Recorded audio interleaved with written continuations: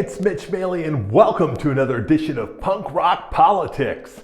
In a week that included an utter dumpster fire of a presidential debate and President Donald Trump announcing that he and the First Lady have tested positive for the coronavirus that causes COVID-19, this election has finally come to fully represent the shit show that has been 2020. But with just over a month remaining until Election Day, the possibility of a constitutional crisis has grown exponentially. During the debate, President Trump, who has refused to commit to a peaceful transfer of power should he lose the election, declined to commit to waiting until all votes were counted before declaring victory. Trump has a history of both hedging a potential loss and disputing official results. In the final days of the 2016 election, and despite trailing in all national polls, the president claimed that any form of victory by Hillary Clinton could only come via fraud. When he won the Electoral College but lost the popular vote by more than 3 million, Trump claimed, without offering a shred of proof, that many more illegal votes had been cast for Clinton, and as such, he'd essentially won both the Electoral College and the popular vote. Democrat Joe Biden currently holds a commanding 7-point lead in the Real Clear Politics national average of polls. Trump's deficit is the widest of a major party candidate since Bob Dole in 1996, but his supporters point to the supposed failure of polls to predict his victory in 2016, claiming polling data no longer matters. In reality, beyond a few isolated individual state polls, polling on the whole was largely as predictive as any other presidential election since the 1970s. What's most important to remember, however, is that polls come with an advertised margin of error, usually somewhere around 3%. Here, it's instructive to see just how fragile Trump's 2016 victory coalition actually was. Clinton won the popular vote by 2 points, which was within the margin of error of virtually every major national poll and the RCP average heading into Election Day. While Trump did outperform many national polls within their margin of errors, his victory essentially came down to just 70,000 votes across 3 battleground states. When you consider that his approval rating over his first term has averaged in the low 40s and has recently been as low as 35%, that simply doesn't give him great odds of recreating such a fragile coalition in 2020.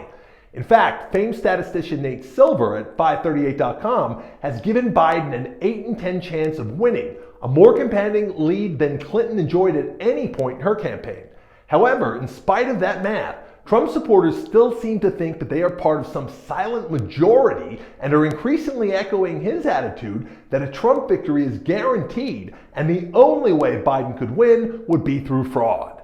That leads us to mail-in ballot voting, which the president has been seeding with conspiracy theories for months once it became clear that Democrats, who've consistently seen the pandemic as a more serious threat than Republicans, would be using the process at far greater numbers. Let's look at just 2 battleground states. Here in Florida, where Biden is averaging a 1-point lead as of this morning, nearly 800,000 more Democrats have requested mail-in ballots than Republicans. That means that there's a very good chance that when election night wraps up, Trump will be in the lead here. Should Biden win the state, it looks increasingly likely that it won't be until after mail-in ballots are counted, which could take days or even weeks. In Pennsylvania, the state Silver has pegged as most likely to decide this year's election, Biden is leading by just under 6 points in the RCP average. However, the state has seen a jump in mail-in ballot requests that is 18 times higher than an average election. No less than 71% of those requests were from voters registered as Democrats, which makes for another state in which a potential Biden victory is unlikely to occur until days or weeks following the election. There's also the additional concern over the state Supreme Court ruling that so-called naked ballots must be thrown out. PA vote-by-mail ballots contain a security envelope that the ballot is supposed to be placed in before putting it in the return envelope. This is ostensibly to protect its privacy, so there is no temptation by officials counting the ballots to discard those of a particular candidate.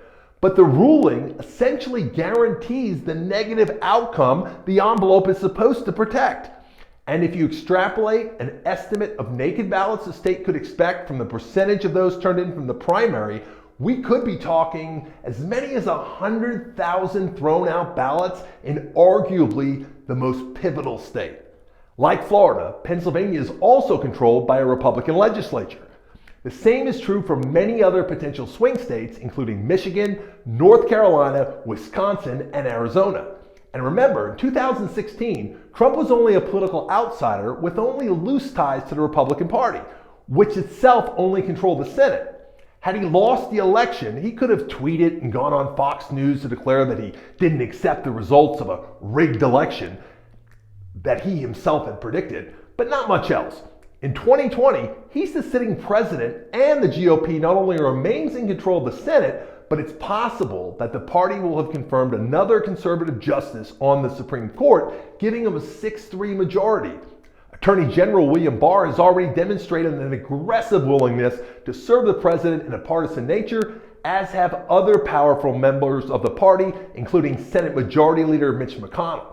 So, if Republicans were to fall in line behind declaring Trump the winner by either disqualifying enough mail-in ballots or otherwise preventing them all from being counted, the United States could be thrown into utter chaos, with consequences ranging from blood in the streets to a true constitutional crisis in which either the Supreme Court, state legislatures, or even congressional delegations decide the victor.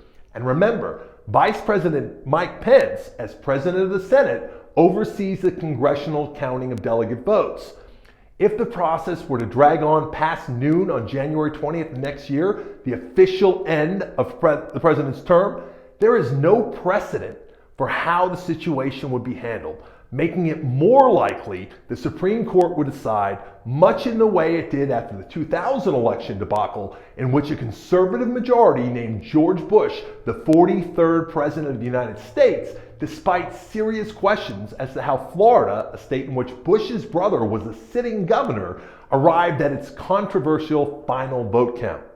Faith in the electoral process and the peaceful transfer of power are cornerstones of American democracy, and I don't know of anyone who remembers a time in modern history in which the possibility of such a systemic breakdown of our system seemed this plausible.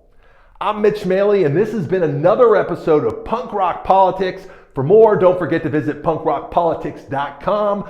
I'll be back next week with another episode. Thanks, guys.